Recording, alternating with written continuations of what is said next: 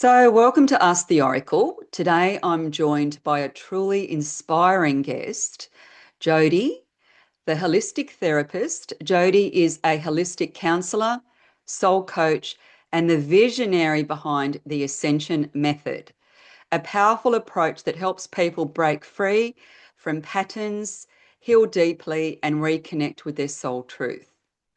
She runs a busy practice in Canberra and leads Ascension Academy, guiding awakening souls to rise out of survival mode and step into a more conscious, connected, purpose driven life. In this conversation, we'll explore how pain becomes power, how relationships can be portals for healing, and how intuition can guide us back to trust and true transformation. So let's dive in. Hi, Jodee. How are you, my love? Hi, Suzy. How are you? I'm wonderful. Thank you so much for inviting me on your podcast. I'm so Yeah. excited to be here. Yeah, you're very, very welcome. I love what you do, and I've known you for a while. And as I said to you before we jumped on, I'm a spiritual academic. So when I saw that your beautiful Ascension Academy, your Ascension ebook, I'm thinking, well, you had me at Ascension. So I love that. let's dive deep. Yeah.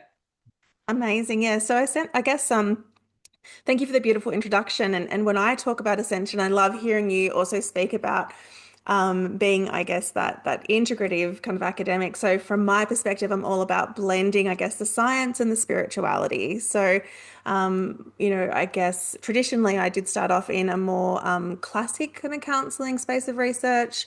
Was fascinated by psychology, but also had I guess, this other element or aspect of myself that was so in tune with spirituality from a very, very young age, very intuitive.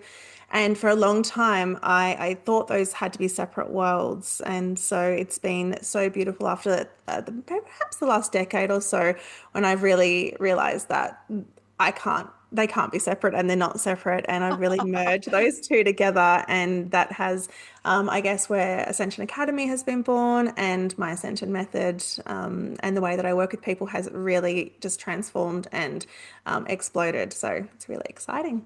So wonderful. So multidimensional, and I love that you merge, the spirit and matter, the science and the spirit as well. And what a beautiful kind of synergy with the two. Like I love that so much. So, how's the way you work with people different, Mm. and why does it seem to create such a lasting change? That's, yeah, excellent question. So, I guess very simply put, I don't work on the symptoms. I work on the source of the problem. So, Cool. I guess what I saw, and especially in traditional therapy, is that most people try and change their life by kind of fixing the surface problems. It's a little bit like cutting off the weed at the ground level. And Yeah. then, it would just sort of grow back. And so in the early days, I was watching, I was facilitating and supporting people to change, but it wasn't long lasting. Essentially, I was teaching people to manage symptoms.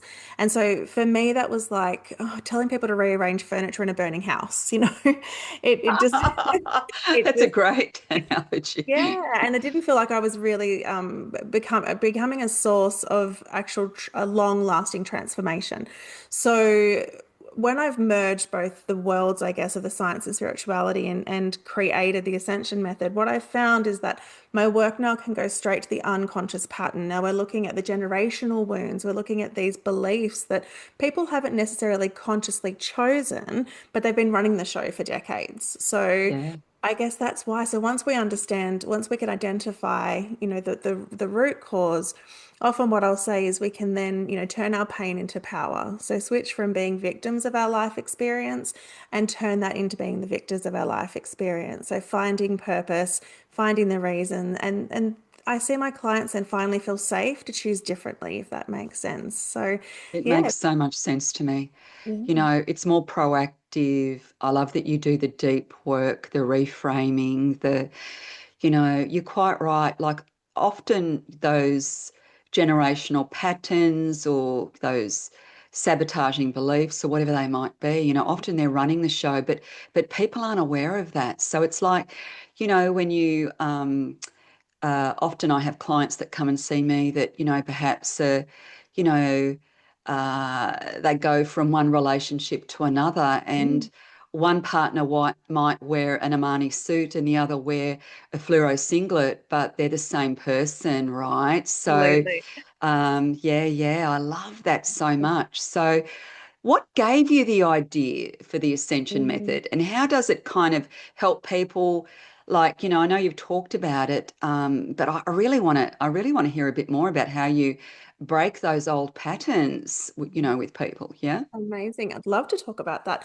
So, I guess where it came from again was sort of watching, I guess, and noticing these patterns play out within myself. First and foremost, I would say I've been a long time journey. I was my first client and I've been my longest standing client. I'm very committed to my ongoing growth and development. So, I'll never stop learning and growing. And I think that's important because otherwise we can come across or become the wounded healer. And that's something that I'm very committed never to be in that space. So I have an obligation to my clients to continue my own personal growth. So in those early days, watching these cycles play out in myself, and I started to notice both through some sort of spiritual support and guidance and traditional kind of study that, even in my own relationships, I was noticing that I was attracting these, what I now call mirrors back into my life. So Yes. just very, very briefly, my sort of story is that I was a save the marriage baby that didn't work. My father was unfaithful, and the story goes that I was, I guess, created to try and save the marriage. He left anyway, went off and built a new life, and so there was a lot of pain in those early years. And so what I found was, because I didn't have a relationship with him then through those formative years, that essentially I found myself searching for sort of connection in the masculine energy in those early days. But what I ended up finding was more unavailable emotionally, mentally, physically unavailable males. And so whilst I didn't realize it at the time, I discovered as I was sort of doing my own personal growth and development, wow, all these people, as you were saying, whether it's the fluorescent Yes. singlet or the Armani suit, all of these individuals are reflecting back these same feelings. And so I realize that exists within me. It cannot possibly exist in multiple Oh, people in the goosebumps. same Yeah. way. And so I got really excited about that because I was like, okay, well, then I'm no longer the victim. I'm no longer just choosing the wrong man. In fact, I'm choosing the perfect man that is showing up and giving me the chance to heal those childhood wounds.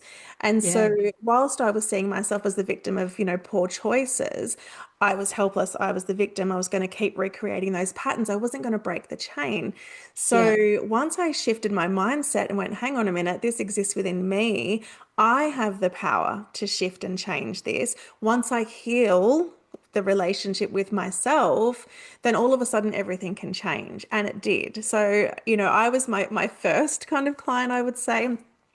And I noticed that, within my clients, it would be the same story that have problems in their relationships. And I would say, how does it make you feel? Oh, I feel really unseen. Oh, that's fantastic. Let's go back and talk about when's the first time you've ever felt unseen? Oh, well, I guess as Yeah. a child, I'm experiencing, I never felt seen by my parents. Fantastic. Let's do the healing work there because then you're not going to have to continue to perceive and also attract these mirrors into your life. They're going to offer that opportunity to continue being unseen. So, often I'll say the power is in the pattern. When we understand and see the Yeah. patterns in our life, then we know where to aim and I guess what to focus on healing, if that makes sense. And then the mirrors can fade away. We don't have to, continue learning the lesson.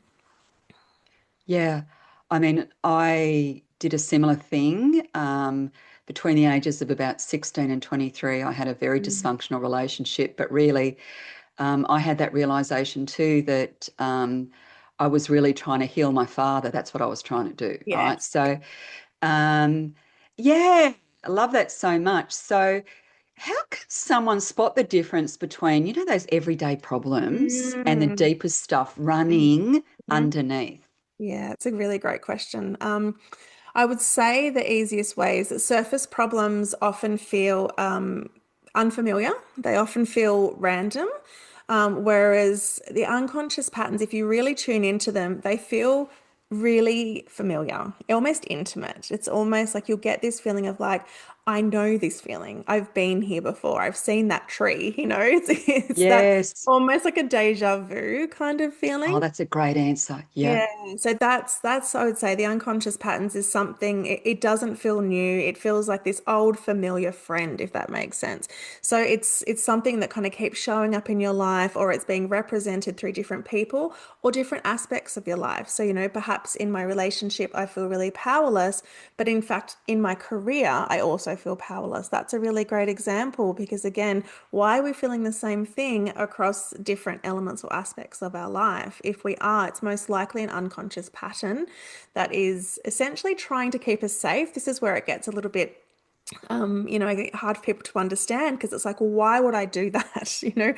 Why would I choose to keep attracting these patterns? Yes. And, do you know what I mean? People are like, well, Yes. why would I choose to be in this unhealthy relationship? Or why would I, Yes. choose to feel, It like, often sort of sounds like victim blaming, and I often say, yeah, look, it's not about that, like you can yeah, still have compassion and understanding and all of yeah, that, but the bottom line is it's a repetitive pattern, yes. because there's no real true awareness or change in around it, right? So Absolutely. And often yeah. I'll say what we don't heal, we repeat. So, Yes. one of the seven codes I talk about in my book, The Ascension, Activating Ascension, is to understand that, I like to think that we're souls having a human experience and that, in our lives we get this certain set of lessons. Our soul chooses some lessons to come down here and learn. Fantastic. Yeah. So, if we're here to learn a set of lessons, then all of a sudden, all these challenges we're having in our life are no longer these random situations that are happening to us. We start to understand life is happening for us. So we start to say Yes. yes to all the difficult experiences. So We start to powerful. say, great, yes, I'm having this challenge. What can I learn from this? And we stop giving our power away. It seems like I'm asking clients to take on this massive accountability, right? Oh, I have this terrible boss. And I'm like, great. Well, where have you, why are you available for that? So Yeah. sometimes it can feel as though I'm sort of, putting, it's not that I'm putting the blame back on the person, but I'm actually giving them their power back. Because as long as we see the boss as being the problem, we're actually giving all of our autonomy and power to the boss, saying, you can make me feel Exactly. how you want to. Whereas when we take this ownership back and we're like, no, I'm available for this, that's when we can create change. And that's when we can create, transform our lives essentially. If that makes sense. Exactly. Like I Mm. think, personal responsibility always sounds like hard work, Yeah, but it really is the only way you're going to reclaim your power. Because if you absolutely. keep blaming people and situations for a repetitive pattern or whatever it might be, Yeah. really it's pretty much saying that you have no conscious creation over your own life, Exactly, right? exactly. Yeah. And in that space, then how do we create change? Well, we don't because we don't believe we have the ability or the agency to create that change in our lives. But once we see our life as I say, it's a soul school, we've incarnated to learn these lessons. These lessons have been even the hard ones, I believe that I chose to come and be born to parents who were, going to try and save the marriage. I believe I Yes. chose to come here and have a distant relationship with my father because that was the circumstances I needed to be able to learn the lessons that I needed for my soul's evolution and my soul's growth. So when you look at it through that lens, well, all of that, frustration or disappointment or abandonment that, might be present when you think about, being abandoned by a parent, that dissolves and dissipates immediately. And all of a sudden, I'm just so grateful. Like, I'm just so grateful that he chose to be that mirror in my life because I love who I am today. So I'm not going to waste energy on feeling like I'm a victim to that circumstance. Instead, I say yes and I say thank you and I claim back my power and I move forward with peace. Does that make sense? Oh, that makes so much sense. That's Mm. absolutely brilliant. So what does soul healing actually look like Mm. in day-to-day life? Like it sounds like, um, you know, yeah, Mm. what does that look I like love for the listeners, do you think? Yeah, so from my perspective, I would say soul healing is living a soul-driven life. So that is about understanding that, we have this set of soul lessons, and we're attracting these opportunities into our life to either, learn from the patterns or repeat, just like at Yeah. school. Sometimes I'll say, if Yes. you're still experiencing this reflection, then, Yeah. perhaps you're stuck in year three, and we're not quite learning the lesson. And that's why it keeps, it keeps repeating. And you would have heard the old saying, the universe will whisper, and if you don't listen, it screams. So, sometimes the lessons do get a little bit bigger and a bit more uncomfortable for people, especially the important ones. So I think, living a soul-led life means that we're open for that soul healing. It means that we're living a consciously aware life. We're no longer running on those unconscious programs and patterns, which would keep us stuck repeating the patterns of the past. So, unless we do the work to become consciously aware of, I guess, this unconscious program, because as we know, well, I'm not sure if everyone knows, but our brain, if we look at the Freudian elm of the iceberg, 95% of our daily lives are run on an unconscious or subconscious program, which basically means the top 5%, the tip of the iceberg we can see above the water, that's the bit that we're aware of. That's the part of us that is conscious and knows who we are. But 95% of our patterns, our beliefs, our emotions, our reactions, our fears are all sitting below the waterlines. They're all sitting there down there deep in the shadows. So we aren't aware of what's driving our reactions most of the time, and we can't heal what we can't see. So part of the soul healing process is to understand that 95% of the unconscious mind has been programmed actually in those first 7 years of life. And it's been programmed by watching our primary carers or primary people of influence, generally our parents, siblings, grandparents. But those programs have been passed down for generations. And unless we become conscious, we will parent as we were parented. We will, connect as we were connected to. We will Exactly. continue to, repeat all of those patterns unconsciously, because that's how the brain works. And it does that because it wants to be efficient, if that makes sense.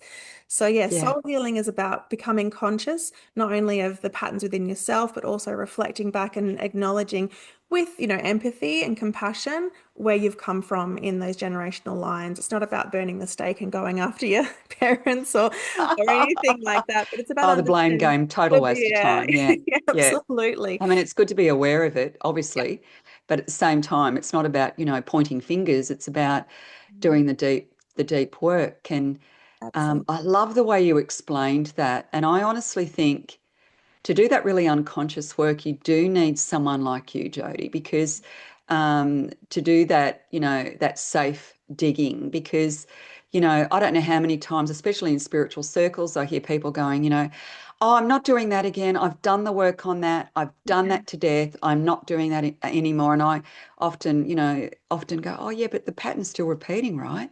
And they go, well, yeah. And I'm going, mm, well, obviously there's a little bit more work to do there, do you yeah, think? Like, and I'm so with you too. I truly believe we choose our life lessons before we come into this mm, lifetime, this incarnation, if you like. But I kind of picture us up there going like, oh, this would be a really good idea, and this would be a really good idea. And then when we get down here and it's like, ah, that's too hard. Beam me up, Scotty. I'm not sure I want to be doing that. Like, yeah, this is absolutely, yeah. So that absolutely. spiritual bypassing of like, I've done the work. Well, if Yes. you've done the work, the pattern wouldn't be repeating. And I know that's a harsh thing to be telling people, but it's so true. I've done it myself where I'm going, I'm not doing any more work on that. I've done that to death, Yeah. right? But the pattern's still there. And it's like, Suze, wake up, honey. There's something that you're not seeing. There's something that you're missing there, sweetheart, I because love it's that. not just your romantic relationships, it's your business relationships, your everything. Like Everything. it'll show up everywhere. They'll show up as Absolutely. the boss, the neighbor, the colleague, the who knows, It right? shows up with your relationship with yourself, relationship with food, because I often say I never picked to be, I'm very well known as a relationship therapist in Canberra, and online. I do work with people all over the world, but it's interesting. I never chose to work in the space of relationships. I initially just chose to work one-on-one. I always say relationships picked me, but over the years I've realized everything is relationship. So whether it's a relationship we have to self or others, the relationship we have with food or substance, whether it's the relationship we have with Addiction. soul, Yeah. with addiction, with with spirit, with Mother Earth, like everything is a relationship, and Yeah. everything is an opportunity. So those relationships will be reflecting back that which we still have to heal. So that's where the mirrors come in, and that's such a good point you were saying around like getting some support to do the work. Obviously this, yes, is something that I do and something that this is my life purpose. And I know this is my life purpose. I say all the time to people, because if money wasn't a thing, I would show up and do this, for free. This Yeah. is what Same lights here. my soul on I fire. had someone say the other day, "Oh, when are you going to retire, Susan?" I said, From what? like, this is my passion. So it's kind of a bit tricky to retire from your passion. Like, Yeah, and yeah. what I don't need to. This is the best part about it. The life that I live, and it is a life that I've created by design, as you have as well. I don't need to take a break or retire from that, or even really have a weekend, because it lights my soul on fire. So I think Oh, that's part of the yeah. soul healing journey as well, is doing something that you love and doing something that lights you up. But it is important to get people to support you, whether it's someone like yourself, someone like me, or there's so many hundreds of thousands of amazing people out there to help with this work, as long as they're getting to the root cause. Yes. I think it was, I can't remember, it was Einstein or Freud. Einstein, I think, said you can't solve a problem from the same level or the frequency it was created. So That's the reason right. it's important that you do have someone to do this work with, especially if you can't, if you find the pattern is still there, it's because you need to understand that someone else can help you and hold space for you to see it in a different way. And it's a little bit like I say sometimes, like if you just got the same Spotify playlist playing in your brain every day, and you will, because of that 95% unconscious programming, you can't, you can't bring in a different thought or a different view. So having someone to hold space, show you a different perspective, ask you those tricky questions, is actually so important to facilitate that long-lasting healing. Love that. Yeah. Love that. That's a really good segue into why do people feel stuck when it Mm, comes to their purpose? And mm, how can they start reconnecting with mm. what's true, authentic, passionate for them? Oh, I love that. It's a great question. Mm. Yeah. So I would say this probably comes down to the unconscious patterning as well, understanding that in those first 7 years, we are essentially programmed by those people of influence. And often I'll say, lovingly think back to your parents and think, well, what, skills, qualification, or how conscious were they when they were, showing up in those first 7 years? For me, I, believe that my parents were very much stuck in their own survival mode. They weren't in a space where they were able to understand that all of their actions, choices were going to be programming little Jodie. So I think when we're living unconsciously, and when we, are, I guess, just showing up in a way that we think we should be, we're not living in authenticity. And we're being who we're taught we should be rather than being who we are, if that makes sense. And this happened to me too. In my early days, I did go down and obviously study traditional talk therapy methods, but I went into a very busy corporate career for, a good part of 10, 15 years, because it's what Yeah, I was told I should do. And yeah, I very successful, and I was, earned a lot of money, and I was on the fast track to, take over the world, and my soul was slowly dying. yeah. I was like, this is not what I'm supposed to be doing. And it was terrifying. And when I told people I was leaving this, corporate Oh, career I know. I did it twice. Yeah. to go and like sit in private practice and, Yes. hope that people, wanted to sort of come and be supported by me, everybody, including my mum, was like, this is mad. This is not safe. This is irresponsible. I got told I was irresponsible, for making Interesting. these choices. Yeah. So for me, though, I needed to walk that path. I needed to guide myself back to my truth and my purpose, and connect back to my soul truth to then live on purpose, if that makes sense. So I think people feel stuck because they're doing what they think they should, forgetting that they actually have, a light or a fire or purpose inside of them, that they are allowed to actually, investigate. And often when I'm working with clients, I'll say to them, what did you want to do when you were little? What lit you up when you were young? What are the things Yeah. that sometimes I'll say, if it's not a full body yes, it's a no. And I have slowly claimed back all of those pieces from my youth. One of those things for me were horses. I always loved Oh, horses. I've And seen that. I've seen you and your yeah, horses. yeah. Yeah. And literally, I think I must have been like Next year's the 39. year of the horse, I think, I for know, I'm one so year. excited. I'm so excited for that. Yeah. But I went and I bought myself my first horse at 39. Now that's ludicrous. Like people were like, that's out of it. Why would you do that? People like, oh, so you don't like having money then. For me, it was about reclaiming those passions and those things that I just absolutely loved. And by doing that, that's opened up different doors. I've gone back to dancing, I've gone back to singing and I've doing all seen the that things. too. Yeah, all these Yes. things that I love because that's part of my purpose. So when you follow what lights you up, and you take risks, you take chances, and you do the things you love, then that's part of your healing. That's part of your soul truth, I guess. And that's what's going to help you live on purpose rather than just performing and doing the things that you think are the right things to do to tick the boxes that society is telling you to, because that's not living a soul-led life. I hope that answers the question. That is a very comprehensive, beautiful answer to that question.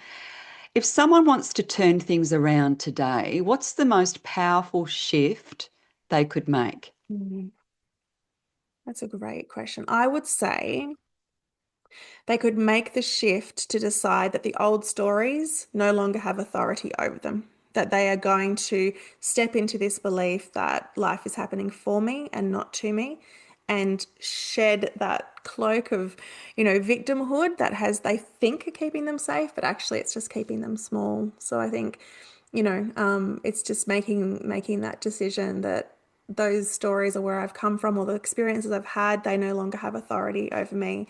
And I'm not going to be held back by my limitations, but instead I'm going to move towards, my soul purpose, that which lights me up, and create that, being confident to create a life by design, I would say. Yeah. Yes, so may that be. That's so beautiful. You Mm, talk about turning pain into power. I love mm, that. mm, mhm, Pain into power, pain into peace. What mm. does that really mean, and how can people start doing it? So I think this still it talks about looking at everything you've been through and where you've come from, and understanding that yes, as humans, we go through painful experiences.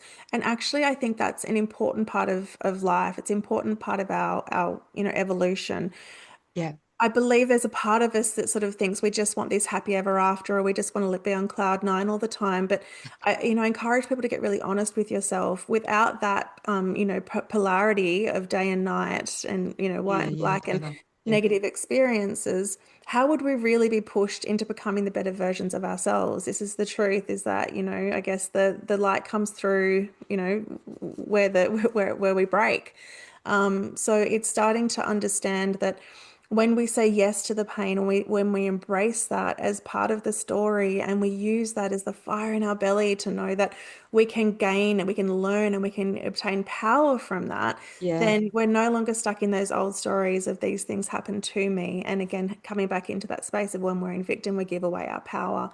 When we step into that space of loving and being so grateful for every experience we've been through, even the really painful. And this is not discrediting people go through really difficult things. I'm not Oh, yeah. discompassionate to the difficult things people go through, but I think Yeah. we go through it anyway. So that if you're going to Yes. go through it anyway, you then have a choice. Am I going to sit with that and let that control me for the rest of my life? Or am I going to turn that pain into something powerful that I can grow from and I can shift my life with? So, yeah. Great answer. It's alchemy, it's that Yes. turning pain into peace, turning pain into Mm, purpose. mhm, Terrific answer. Love it. How can relationships become a doorway for mm, healing and transformation? And mm. what couples do to stop triggers from blowing up? Because I know this is going to be a popular question for a lot of people out there. Yeah. I love that. And this is why I love doing relationship work, because it's so visible to me when I have the two mirrors sitting across from each other, reflecting Oh, back. yeah. It's not so great for them all the time, to be fair, but sometimes I'll say, like, what's the quickest way out of the maze? And being able to sit there and objectively look at what's happening, what's being reflected back for both people, often means I can show people, I can shine the light for the quickest way out of the maze. So Yeah. Our relationships will reflect back to us that which we still have to learn, but it shows us the parts of ourselves that we can't see. So it really is about that mirroring. So our partners, especially romantically, if we talk about romantic relationships, those romantic partners activate the wounds that we haven't healed so we can finally meet them. So without that reflection, we don't have the ability to sit with the truth. Now we have two choices here. We can either then point the finger and say, well, he's making me do this and she makes me feel this way. And again, that's pointing the blame at each other and not learning the lesson, which means it'll repeat. Or we can take that and think, well, why is this a problem for me? How is his behavior or her behavior a problem for me, if that makes sense? So couples will shift and stop that sort of spiraling or that unhealthy patterns of conflict when they shift from blaming each other to Yeah. actually start looking inward and understanding the patterns, if that makes sense. So Yeah. I love that. You yeah, and know, that can, yeah, you go. the triggers are the opportunity Yeah. heal and grow as a couple. Yeah. Absolutely. And I think if all couples, this is, if I had one truth to share when it comes to the relationship space, it is that there are no perfect humans. We are all going to do things that trigger and activate each other. But again, you have the opportunity to fall victim and blame your partner, Yeah. or you have the opportunity to ask, why is that a problem for me? How is this a problem for me? And have I ever felt or experienced this in another space? And so when both people in a relationship are motivated to take full accountability for themselves, and often I'll say we're 100% accountable for ourselves and 50% accountable for the relationship. So when we take that 100% accountability and we're motivated to change internally and do the work, we naturally show up differently in the relationship. We move on the chessboard, which means our partner now can move to a different spot on the chessboard. And Yeah. all of a sudden we're creating more of what I call a conscious connection. We're holding space, we're having compassion and curiosity about our partner's side of the coin. Often in couples therapy, I'll talk about if I held a 20-cent coin up and I asked you what this was, you'd both say a 20-cent coin.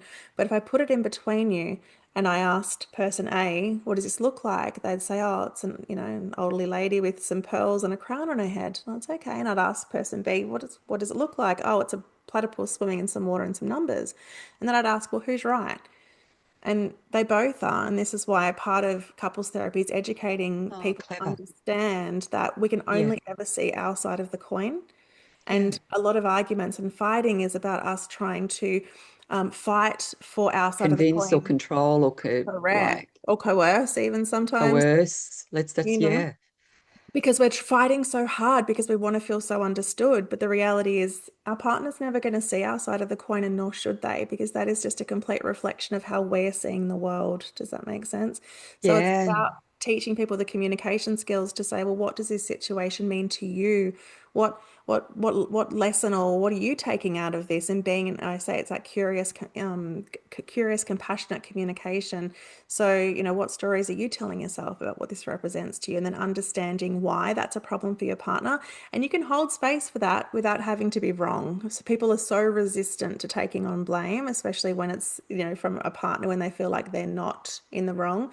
For me, it's not about the blame. It's about understanding each other, being those sacred mirrors and being able to learn for ourselves what this reflecting back, doing the inner work, finding our soul truth, and then showing up in our relationship from that healed space, and relationships just absolutely soar. Oh, I love that. So what part, obviously I'm curious about this being a psychic, what part does intuition play in healing and how can Mm. people learn to kind of really trust themselves again, do you think? Oh, that's such a great question. Self-trust. Oh my goodness. Could I get on my soapbox about that? I think we have intrinsically been taught not to trust ourselves. That's Yeah. my opinion. I think just through our life experiences, I think sometimes, that was stripped away in childhood. Also, sometimes it's easier just to sort of trust everyone else and Yeah. trust the powers that be than to tap into self-trust. So, I think at the end of the day, our intuition is our soul's guidance system. And I think when we are so overwhelmed and so, busy and with this constant kind of messages in our modern day world, it can be really hard to tap into intuition because actually intrusive thoughts often will take the lead so often. Mm. Often I'll talk about intrusive thoughts being like this loud external voice that's coming at us from all different directions. And it's the what if thoughts and it's the fears, it's the anxiety, Yeah. it's all of that self-doubt, if that makes sense. And unfortunately, when we're listening to that intrusive kind of noise that's around us, it's very difficult to tap into intuition because intuition, from my perspective, it's that quiet voice that whispers. My intuition, I always say it sits in that kind of solar plexus for me, and I'm sure it's different for other people. But I need to turn down the noise of those intrusive thoughts, acknowledge that they're there, but quieten into my intuitive voice to be able to sort of, listen to that whisper. And for me, that's often that slight push forward, or it's that full body yes, it's that lighting out when something feels right for you. So it's your soul's, I guess, internal navigation system, but we have to so often learn how to turn down the external noise. And I'm not going to say switch it Yes. off because that can be really hard, especially if someone's dealing with a lot of anxiety or Yeah, is, just turn it down. Yeah. just turn it down enough to be able to also tap into that intuition because that plays a massive role in healing. It really does. That's our quiet little whisper that says this is okay. It's you're safe to be in this relationship, or no, it's time to leave that job, or yes, it's time to go and have that psychic reading or call that friend, or Yeah. it's about listening to those little intuitive nudges, those little quiet nudges, and then taking inspired action, despite sometimes some fear and some self-doubt, if that makes sense. So, I'll go back to Yeah. the horse example. That was an intuitive nudge. That was like, this is something that I need because it's part of my healing. I'm a mum of Yeah. four beautiful daughters, and I really, for me, that was something of creating or breaking the chains, the generational chains of dysfunction in our Yeah. family was something I was very passionate about. Yeah. And just getting into horses has been so healing for them as well. But that was an intuitive hunch that I was not comfortable with. And I say this to people all the time. There was no part of me that was confident with that. I just knew. I just knew that it had to happen. I actually got a free bridle off a buy swap sell page. And my daughter was like, "Why do you have that?" And I was like, "I don't know. It popped up." And I put interest and I went and picked it up. And I had this bridle hanging in my garage for about Oh, wow. two Yeah. or 3 months. And I said, because my horse is coming. And I still get teary. Like I get full body gooses when I talk about it because it was just this knowing. It was like this intuition and it was terrifying. So I So guess, beautiful, Jodee. yeah, Yeah. thank you. So So how do you learn to beautiful. trust yourself again? I think it's by learning to quieten the external noise, turn up that or trust those internal nudges, take, small risks where you can. Once you do that and you realize the benefit that can come from that, you will slowly start to see that, you can trust yourself again. I think when you take back your power, you take back your accountability, you stop blaming, you step out of that victimhood, you'll start to realize what an amazing warrior you are. And you have, the untapped potential of the entire universe inside you. And it's a matter of just quietening down some of those external voices and some of that generational patterning to allow the true you to come to the surface. Beautiful. So we're almost there, but what's the biggest myth or understanding people have Mm. about healing and personal growth? What would that be? I would say that it's hard, it's probably one of the biggest myths. People sort of say that it's hard, that there's something wrong with it. I still face that with clients who sort of say, oh, didn't really want to come to therapy, or my partner doesn't want to come to therapy Yeah. because they look at that as something that there's something wrong with you. So I would say that, the biggest kind of misconception is that to be on a path of healing, that you have to acknowledge that you're broken or there's something wrong with you. And it's not, it's really about giving yourself, often I'll say, if you wanted to learn to surf, you'd get a coach or an instructor. If you wanted to learn to fly a plane, you'd go and do a course, Yeah. if you wanted some direction, you go to your grandmother and get some sage advice. So reaching out to people in healing spaces, whether it's intuition, psychic courses, therapy, really what you're doing is you're bringing in the expertise and the resources that you need to be able to unlock this truth about yourself below the conditioning, if that makes sense. So is it an easy journey? Not always, but is it worth it? Every single time. 100%. Yeah. Mm, If you could leave the listeners with one soul truth to mm, carry forward, what mm. would it be? One soul truth that I would leave with people is I think it would just have to be that life is happening for you and not to you, and start looking at every single thing in your life through that lens of how can I grow and how can I evolve? How can I ascend through my pain? How can I, use my challenges to transform and to propel myself into the person that I am becoming tomorrow, and not being stuck with the person who you think that you've either been born to be or the person who you've been up until now. It's just, yeah, never give up on yourself. Always believe in your untapped potential and reach out and get support where you can. Perfect. Beautiful. Love it. Well, to finish off, I'd love to pull a card for you and for Oh, the listeners amazing. um, from my Moon Temple Oracle Oh deck. my God. So And amazing. Is this your new one? Because I know you've got this a is my couple. new one. Yes. And you can't make it up. Congratulations. Pardon? I say congratulations on your new deck. That's Oh, thank beautiful. you. Thank you. It's so exciting. It's just come out in French in France Oh my gosh. and the UK, and it's doing really, really well in Europe. So super excited for that. You're It's been in amazing. Australia for a little while now, but love, love, love it. So So, beautiful. I've made such amazing connections all over the globe because so of it. proud of you. So great. Oh, thank you. Thank you. And the card that I pulled for you is so appropriate for you, Jodee. It's the beautiful Phoebe, and she's the Greek Titan goddess of bright intellect. Oh. She has a great mind and a huge heart.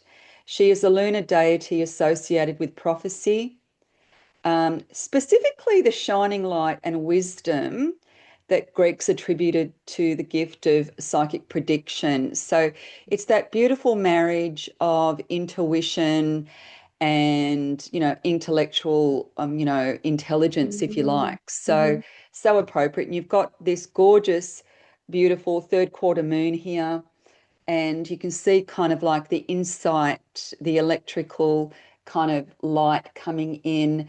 And she's Mm. basically holding up the moon. She's just so beautiful. I don't know if you can see it, but Yeah. I Yeah. thought that was a really appropriate card Wow. for this gorgeous podcast interview with you, my love. Yeah. How amazing, and how in tune are you as well to be able to kind of pull in and connect that card. That is, it could not be more perfect. That is beautiful. Thank you so much for sharing that. I love that.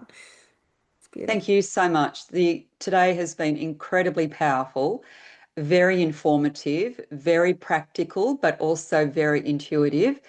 So thank you so much. Thank you for joining us on Ask the Oracle.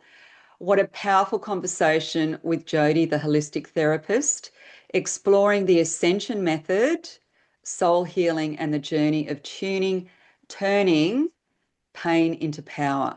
If Jodee's wisdom resonated with you, be sure to connect with her. We will pop all of her contact details in the show notes. She's very easy to find.